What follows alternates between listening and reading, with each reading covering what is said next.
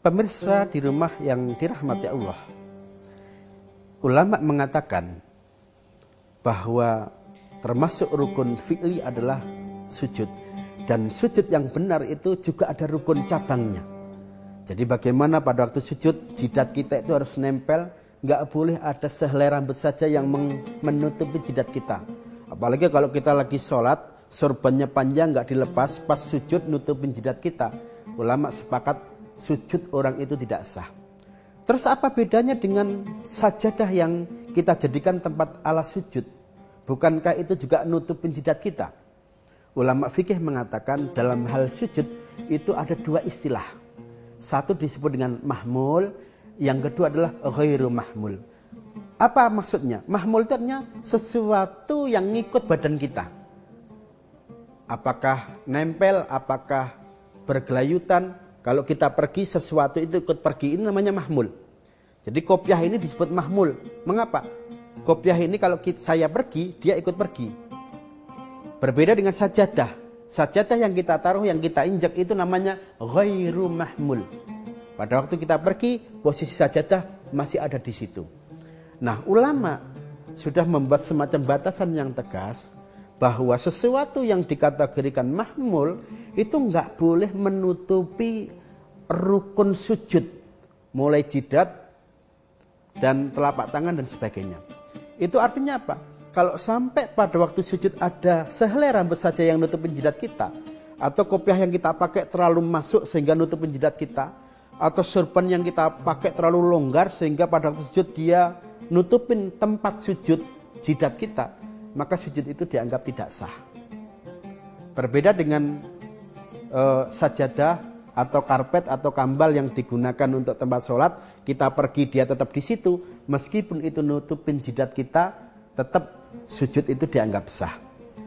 Nah, terkait dengan masalah mahmul dan ghairu mahmul, ulama juga menasihati begini. Pada waktu kita sholat, misalnya sholat di satu tempat yang sulit untuk menghindari najis, maka jangan sampai sepatu yang kita pakai itu kita bawa pada waktu sholat. Misalnya lagi mensolati jenazah, tempatnya banyak kotoran, maka sepatu yang kita pakai kita lepas, kemudian kita injak. Itu untuk menunjukkan bahwa sepatu itu tidak lagi mahmul. Meskipun di bawah sepatu itu ada najis, tetap sholat kita sah. Berbeda ketika sendal atau sepatu itu tetap dipakai, bawahnya ada najis, maka itu dianggap kita membawa najis. Sholatnya tidak sah. Jadi jidat pada waktu sujud harus nempel dan nggak boleh ada penghalang. Begitu juga termasuk rukun sujud, dan ini termasuk rukun fi'li adalah kaki kita pada waktu sujud harus ditekuk dan posisinya menghadap kiblat.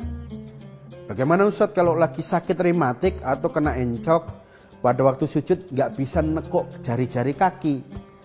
Tentu karena sakit, karena encok ini termasuk udzur. Kalau itu termasuk udzur, Allah Maha tahu, tentu itu dimaklumi. Tetapi kalau sampai kita sehat, tidak karena sakit, tidak karena encok, pada waktu sujud jari-jari kaki itu nggak ditekuk, sujud seperti ini dianggap belum memenuhi persyaratan dari aspek fikih. Berarti ada rukun fi'li yang ketinggalan. Nah, pemirsa yang dirahmati Allah, dengan demikian ketika kita sholat, rukun fi'linya harus diperhatikan, begitu juga rukun qaulinya juga diperhatikan. Begitu juga syarat-syarat ketika kita mau sholat, mulai nutup aurat, pakai baju yang suci, menghadap kiblat, waktu sudah masuk, ini juga harus diperhatikan. Mengapa? Biar secara fikih sholat kita itu sudah dianggap sah, dan pada saat yang sama Allah ridho dengan sholat kita, dan kita tidak dinilai sahun seperti yang diisyaratkan dalam surat Al-Ma'un, yang nanti akan mendapatkan balasan berupa wailun, neraka wel. Pemirsa yang dirahmati Allah, makna sahun yang ketiga, dan seperti yang dikatakan Ibnu Katsir, dan ini yang paling berat, paling sulit adalah orang sudah rutin sholat, Allah nggak ridho dengan sholatnya orang itu, tapi justru menyiapkan wailun, adalah sahun dalam arti orang itu pada waktu sholat dia ndak tahu, ndak paham arti bacaan sholat, karena nggak tahu dan nggak paham arti bacaan sholat, akhirnya orang itu pada waktu sholat nggak sanggup menyatukan pikirannya, menyatukan hatinya untuk mi'raj, menyatu dengan Allah. Ketika dia mulai sholat Allahu Akbar, karena nggak paham arti bacaan sholat, mulai takbiratul ihram, kemudian baca doa iftitah, baca surat al-fatihah, baca surat Al-Quran yang lain, dia nggak tahu artinya, maka orang itu karena nggak tahu arti bacaan sholat, pada waktu sholat pikirannya nggak bisa konsentrasi, nggak bisa nyatu, nggak bisa mi'raj menghadap Allah. Pada waktu dia sholat Allahu Akbar, seringkali malah ingat utang, ingat HP, ingat dompet, ingat mobil yang belum dikunci, ingat pintu yang belum dikunci, ingat masakan baru ngerebus air. Ini alamat.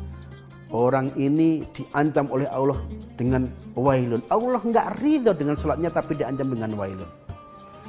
Nah, bagaimana cara mengkonsentrasikan diri pada waktu sholat? Penjelasannya akan kita sampaikan setelah pesan-pesan berikut ini.